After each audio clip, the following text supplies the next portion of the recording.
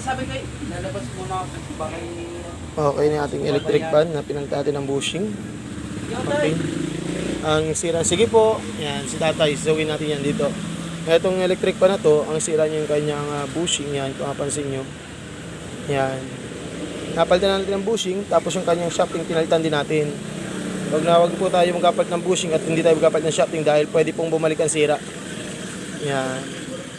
Kadalasan nagiging issue nito is natutuyuan nga ng langis. Pangalawa, sobrang dami ng alikabok sa sobrang dumi. Yan, smooth na yan, yan. Okay na po yan. Ngayon para maging balance minsan yan, pwede nyan po tapakin or paluin ng konti. Yan, isa, dalawa, do, apat. Apat na kanto para maging mas smooth yan. So, okay na siya. Yan. Pagawa sa atin ni customer. At isa pasukin natin yan. Kasi marami na sila na ipagawa rito. At yun nga. Nagkapal na tayo ng bushing shafting.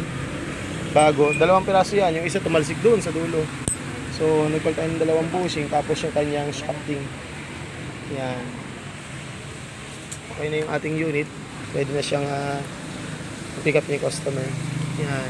May 1 month warranty po tayo sa ganyang gawa natin. Yan. Okay na. Testingin natin. Plug in natin siya.